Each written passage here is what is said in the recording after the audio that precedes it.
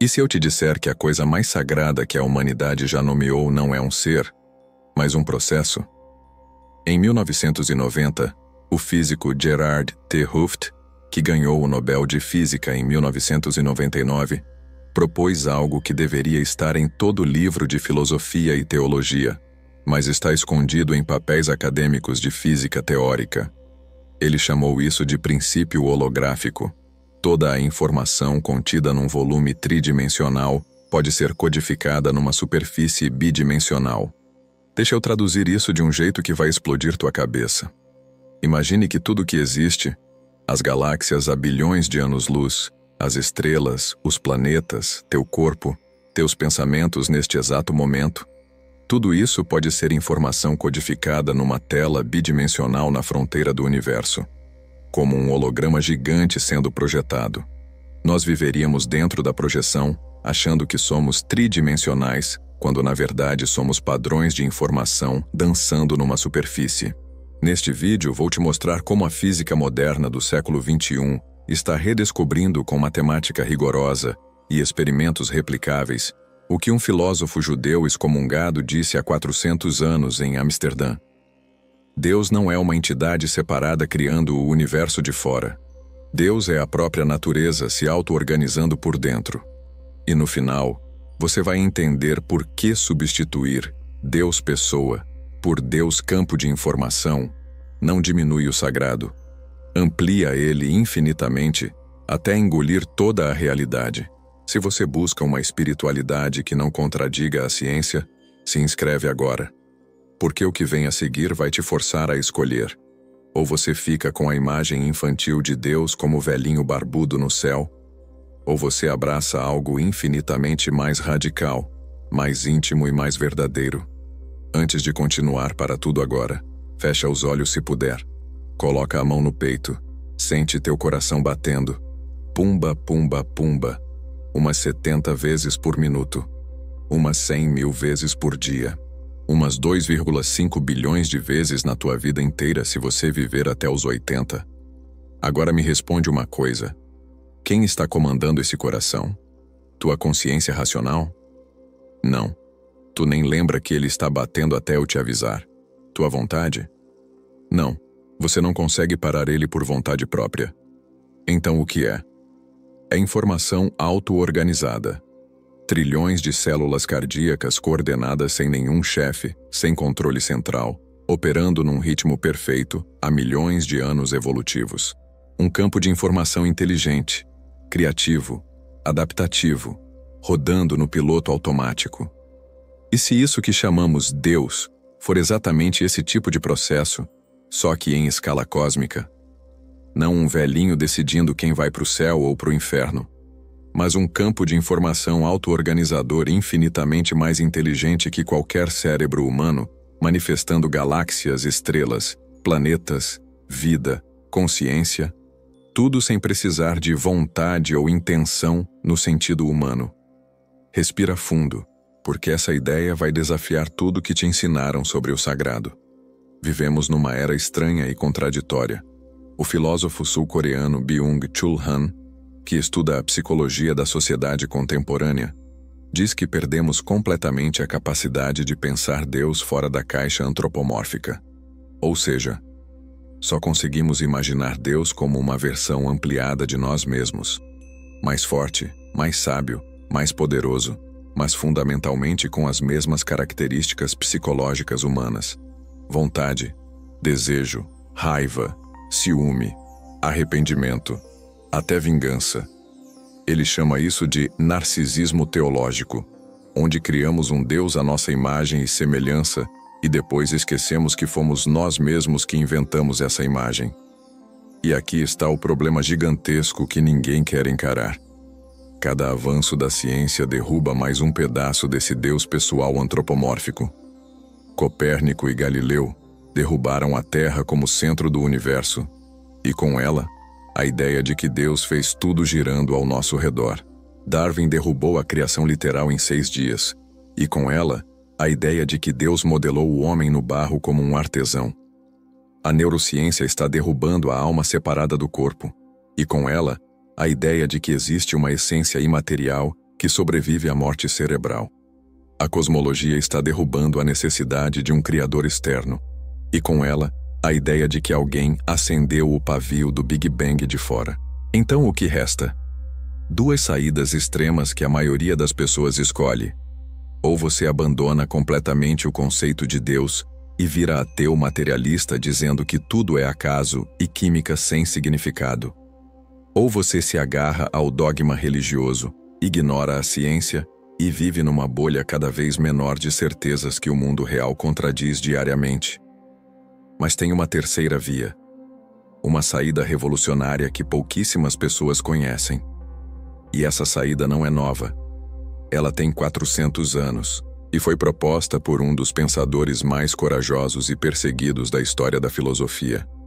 Deixa eu te contar uma história que poucos teólogos admitem publicamente, porque ela destrói o fundamento de quase toda religião organizada.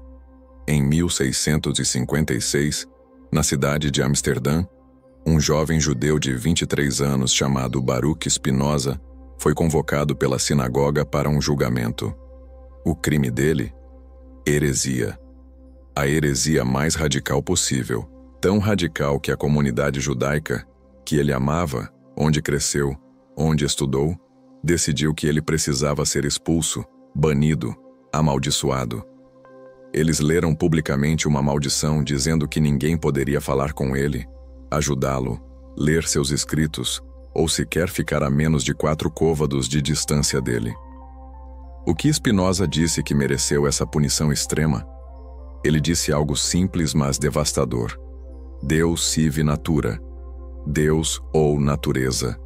Não Deus e natureza como duas coisas separadas. Deus ou natureza sendo a mesma coisa. Não Deus criando a natureza de fora como um artesão faz uma cadeira, mas Deus sendo a própria natureza. Não Deus transcendente flutuando acima de tudo, mas Deus imanente pulsando dentro de cada átomo. Spinoza não era ateu. Isso é importantíssimo entender. Ele não negava Deus. Ele estava redefinindo o que Deus sempre foi, e fazendo isso com rigor matemático, usando o método geométrico de Euclides. Ele escreveu um livro chamado Ética, publicado só depois da morte dele porque ninguém tinha coragem de publicar enquanto ele estava vivo, onde ele apresenta definições, axiomas, proposições e demonstrações como se estivesse provando um teorema de geometria.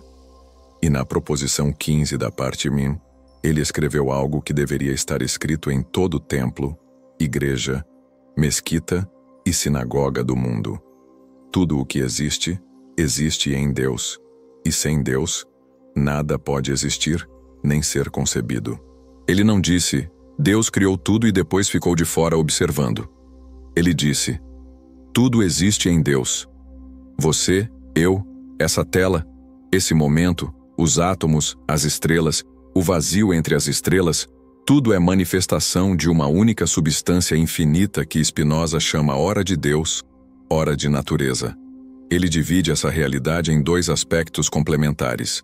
Natura naturans, a natureza ativa, criadora, o processo dinâmico de auto-organização, e natura naturata, a natureza criada, manifestada, tudo que existe como produto desse processo. São 2 aspectos da mesma coisa, não 2 coisas separadas, como as 2 faces de uma moeda, ou como onda e partícula na física quântica, 2 manifestações da mesma realidade dependendo de como você olha. E aqui está a parte que fez Einstein, 250 anos depois, dizer algo que chocou o mundo religioso. Quando perguntaram se ele acreditava em Deus, Einstein respondeu: Eu acredito no Deus de Spinoza, que se revela na harmonia ordenada do que existe, não num Deus que se preocupa com o destino e as ações dos seres humanos. Deixa isso afundar. Einstein, o físico mais famoso do século XX, rejeitou o Deus pessoal e abraçou o Deus de Spinoza, o Deus que é a própria ordem matemática do universo. Spinoza dizia: Deus não age por vontade livre ou propósito no sentido humano. Deus age por necessidade da sua própria natureza. Como um triângulo que necessariamente tem 3 lados, não porque escolheu ter 3 lados, mas porque é sua natureza essencial. Da mesma forma, o universo se desdobra não porque alguém lá fora decidiu, mas porque informação auto-organizada inevitavelmente se complexifica. É a natureza da informação criar padrões. É a natureza dos padrões gerar complexidade crescente. É a natureza da complexidade produzir consciência. Não há designer inteligente. Há design inteligente emergente. A diferença é sutil, mas radical. Designer implica alguém de fora planejando. Design emergente significa que a própria estrutura da realidade naturalmente se organiza em formas cada vez mais complexas. Como cristais de gelo se formam em padrões geométricos perfeitos, sem nenhum engenheiro desenhando cada flocos de neve. E Spinoza foi execrado por isso. Chamado de ateu, de herege, de perigoso. Sua família o abandonou. Seus amigos o evitaram. Ele viveu em pobreza polindo lentes para sobreviver e morreu aos 44 anos com os pulmões destruídos pela poeira de vidro. Mas suas ideias sobreviveram. E 300 anos depois, a física moderna começou a descobrir que ele estava certo. Agora respira fundo comigo, porque o que vem a seguir conecta Spinoza do século XVII com a física do século XXI de um jeito que vai te dar arrepios. Em 1997, um físico argentino chamado Juan Maldacena, trabalhando no Instituto de Estudos Avançados em Princeton, o mesmo lugar onde Einstein passou os últimos anos da vida, publicou um paper que mudou completamente a física teórica. Ele propôs algo chamado correspondência ADS-CFT. O nome é técnico, mas vou te explicar o que significa de um jeito que vai fazer sentido. Maldacena provou matematicamente, não filosoficamente, não metaforicamente, mas com equações rigorosas, que uma teoria gravitacional num espaço de 5 dimensões é matematicamente equivalente a uma teoria quântica de campos em 4 dimensões. Traduzindo para português, a gravidade que vivenciamos em 3 dimensões espaciais pode ser completamente descrita por informação codificada numa superfície bidimensional, como um holograma. Deixa eu dar um exemplo concreto. Imagina uma lata de sopa. A sopa dentro é tridimensional, mas toda a informação sobre o que acontece dentro da sopa pode ser codificada na superfície da lata, que é bidimensional, e não apenas resumida. Toda a informação, cada movimento de cada molécula dentro, pode ser perfeitamente mapeada em padrões na superfície. Isso é exatamente o que Gerard T. Hooft havia proposto em 1990 como princípio holográfico, mas Maldacena forneceu a primeira prova matemática concreta. E Leonard Susskind, físico de Stanford que batalhou com Stephen Hawking por décadas sobre buracos negros, popularizou a ideia e desenvolveu suas implicações filosóficas. Susskind disse algo devastador em 2017. Informação é mais fundamental que energia ou matéria. Tudo pode ser reduzido a bits quânticos de informação. Deixa isso penetrar na tua mente. O físico está dizendo que matéria não é o fundamento da realidade. Informação é. Matéria é apenas informação organizada de um jeito específico. Então, se o universo inteiro é feito de informação auto-organizada, inteligente, criativa, matematicamente estruturada, infinitamente complexa, me explica, o que mais você precisa que Deus seja além disso? Por que precisamos adicionar uma pessoa antropomórfica flutuando em algum lugar acima dessa informação, quando a própria informação já é mais complexa, mais inteligente, mais criativa, mais poderosa que qualquer entidade pessoal que conseguimos imaginar? E tem mais, muito mais, porque agora vem a parte sobre buracos negros que fecha tudo de um jeito impossível de ignorar. Nos anos 1970, Stephen Hawking descobriu algo perturbador. Ele provou matematicamente que buracos negros não são completamente negros. Eles emitem radiação, depois chamada de radiação Hawking, e ao longo de trilhões de anos, podem evaporar completamente e desaparecer. O problema? A radiação Hawking não carrega informação sobre o que caiu no buraco negro. Então, quando o buraco negro evapora, toda a informação sobre tudo que caiu nele, estrelas, planetas, Você, se fosse engolido, simplesmente desaparece. Puf! Sumiu. Isso viola um princípio fundamental da física quântica. Informação não pode ser destruída. Nunca, em lugar nenhum. É uma lei tão fundamental quanto conservação de energia. Então ficou um paradoxo gigante. Ou a relatividade geral está errada, buracos negros não evaporam, ou a mecânica quântica está errada, informação pode ser destruída, ou tem algo que não entendemos. Gerard T. Hooft e Leonard Susskind propuseram a solução. A informação não é destruída. Ela é codificada na superfície do buraco negro, no horizonte de eventos. Toda a informação tridimensional que caiu no buraco negro fica registrada em padrões bidimensionais na superfície, como um holograma. E quando o buraco negro evapora, a informação é liberada de volta para o universo através da radiação Hawking, só que de uma forma embaralhada que parece aleatória. Hawking resistiu por 30 anos. Ele e Susskind travaram a famosa Guerra do Buraco Negro, um debate científico épico que durou décadas, até que em 2004, Hawking finalmente admitiu publicamente: "Eu estava errado, a informação é preservada", e pagou a aposta que tinha feito com Susskind, uma enciclopédia de beisebol. Mas sabe o que isso significa teológica e filosoficamente? Que informação é absolutamente fundamental. Que informação nunca se perde. Que tudo que já existiu, cada pensamento, cada sensação, cada momento de consciência de cada ser que já viveu, permanece eternamente codificado na estrutura holográfica do universo. Não há julgamento externo por um juiz divino.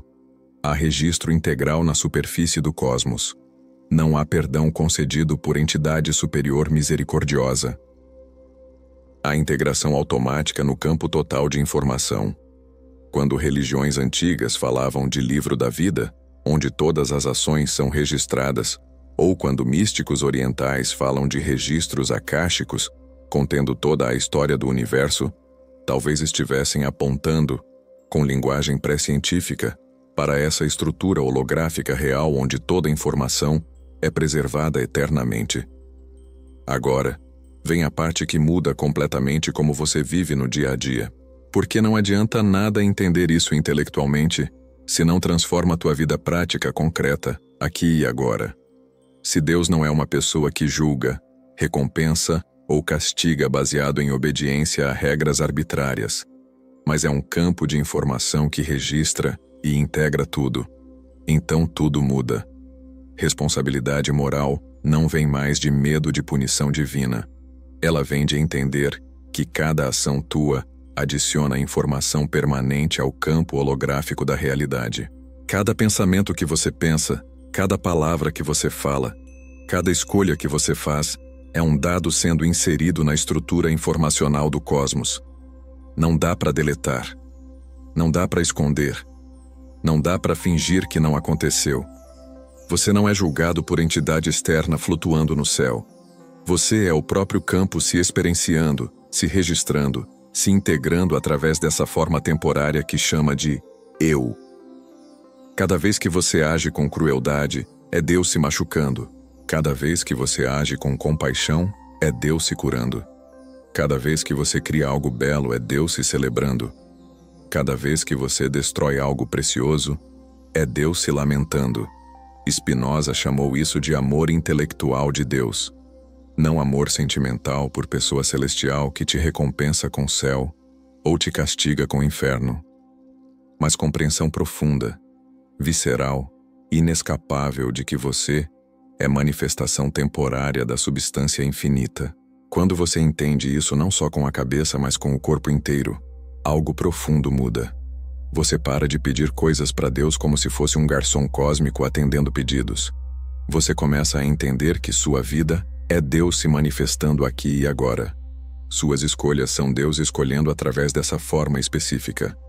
Seu sofrimento é Deus experimentando o que é ser limitado, finito, vulnerável. Sua alegria é Deus celebrando a própria existência através de mais um ponto de consciência. E aqui está o paradoxo libertador que vai virar tua cabeça do avesso. Esse Deus impessoal Esse Deus campo de informação é infinitamente mais íntimo que qualquer Deus pessoal poderia ser.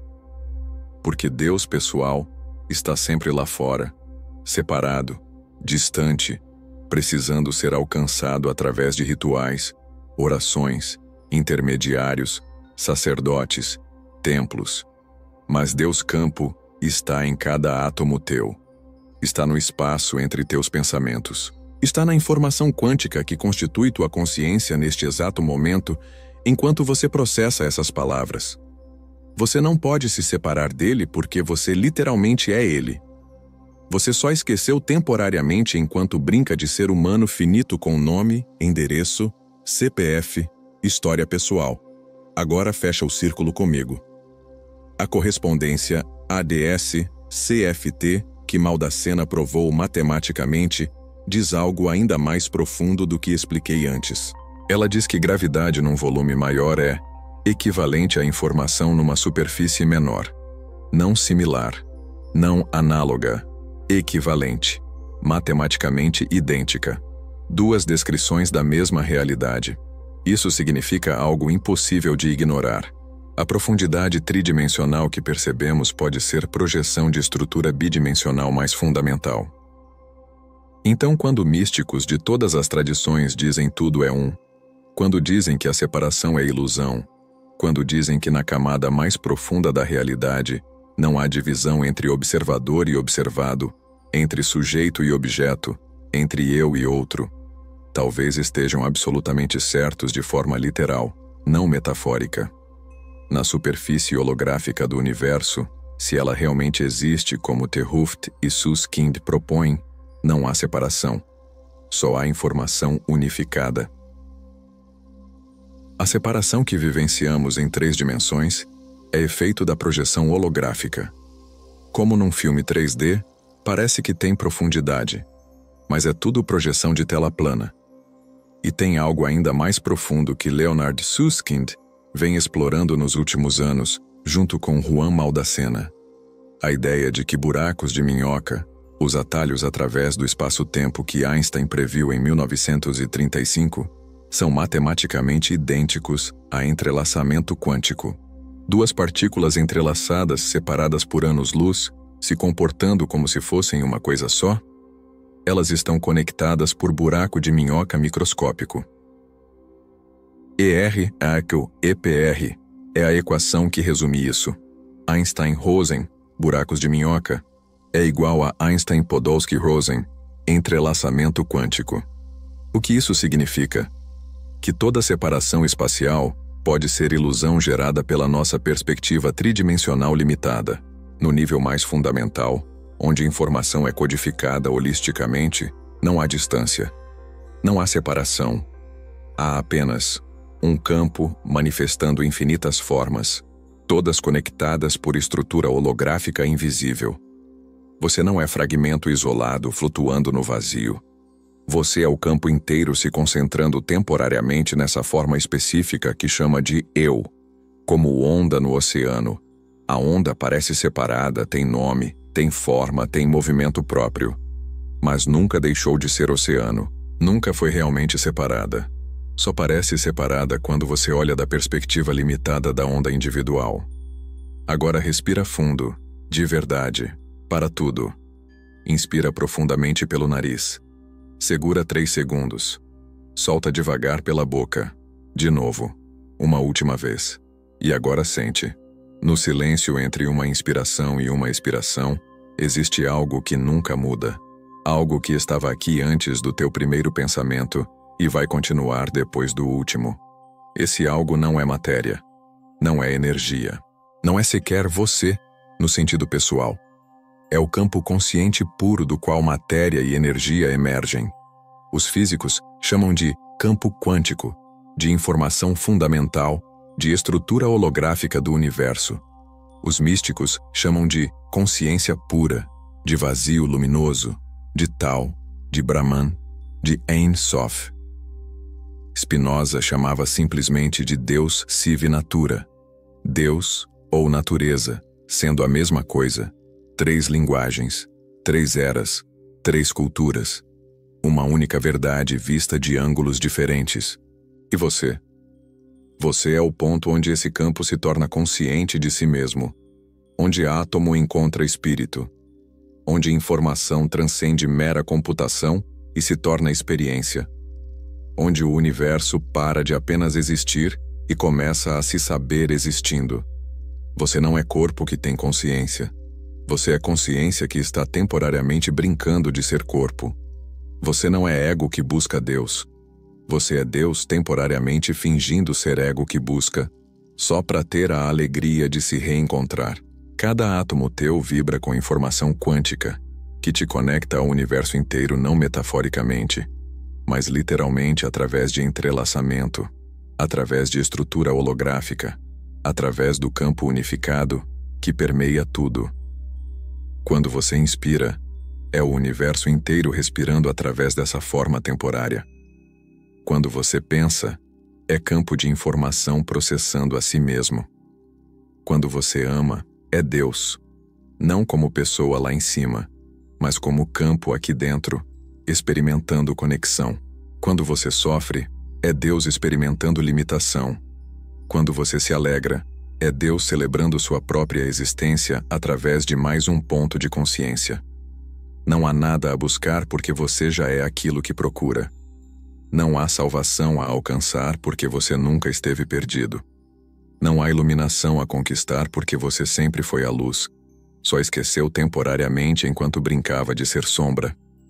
E talvez, só talvez, o despertar não seja ganhar algo novo, seja apenas lembrar o que sempre foi verdade. Você sempre foi o campo infinito de informação consciente, brincando de ser finito por algumas poucas décadas. E quando essa brincadeira terminar, a informação que constitui você não desaparece. Ela apenas se dissipa de volta para o campo como onda que quebra e volta ao oceano. A água não morre, só muda de forma. Se esse vídeo ressoou profundamente, deixa nos comentários uma palavra, apenas uma, representando como você nomeia essa inteligência cósmica. Deus, natureza, campo, informação, Tao, Brahman, cosmos, vazio, consciência, todas apontam para o mesmo. Todos os nomes são dedos apontando para a lua. E a lua permanece inalterada, independente de quantos dedos apontem para ela. Compartilha com quem está cansado de religião infantilizada, mas não quer abandonar o sagrado. Compartilha com quem busca espiritualidade compatível com ciência. Compartilha com quem sente que deve haver algo mais profundo do que materialismo reducionista ou dogma religioso. E se inscreve no sopro quântico para continuar explorando essa fronteira impossível e necessária, onde física rigorosa encontra filosofia profunda, onde matemática encontra misticismo, onde ciência encontra o sagrado sem precisar mentir sobre nenhum dos dois. Porque o despertar não acontece acreditando em dogmas de religião organizada. E também não acontece negando o sagrado em nome de materialismo científico. Acontece quando você finalmente percebe que ciência e espiritualidade sempre estiveram falando da mesma coisa com vocabulários diferentes. E você sempre foi a resposta procurando a si mesma, a pergunta se perguntando, o mistério se investigando, Deus se conhecendo através dessa janela temporária chamada vida humana. Até o próximo sopro. E que você nunca mais esqueça, você não está no universo, você é o universo, você não busca Deus. Você é Deus brincando de buscar.